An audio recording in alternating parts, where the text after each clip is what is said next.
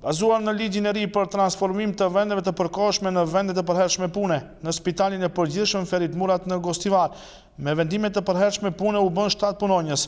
Drejtori i Spitalit të Përgjithshëm Ferit Murat Ylber Ademi tha se Ministria e Shëndetësisë e Republikës Maqedonisë ka dhënë pëlqim për këto vendime, të cilat janë dhënë për personel në administratë dhe për mirëmbajtjen e higjienës.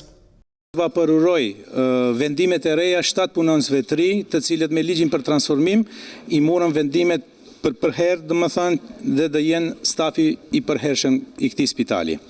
Ky është vendim që na rregullon statusin jetësor, thon honoraristët e dirigjeshëm, prej të cilëve kishte që kishin punuar pa vendim pune plot 4 vite. Në fund, një ëndër u realizua dhe u shndrua në realitet, i takoj pjesës administrative të Spitalit të Përgjithshëm të qytetit tonë Ferit Murat, pjesës administrative hyrja dhe dalje e pacientëve. Ju falenderojmë edhe juve njëkohësisht për prezencën e juaj në këtë pamje kaq të mirë dhe kaq të bukur. Nuk na ngel kur gjë tjetër përpos që t'ju shërbejmë qytetarëve për nevojat e tyre personale dhe ne do të jemi 24 orë në dispozicion për të gjithë ato. Në muajin qershor të këtij viti u ndan edhe 7 vendime tjera në Spitalin e Gostivarit, kurse në fazën e tretë dhe të fundit në shtator të vitit të ardhshëm do të jepen edhe 6 vendime tjera.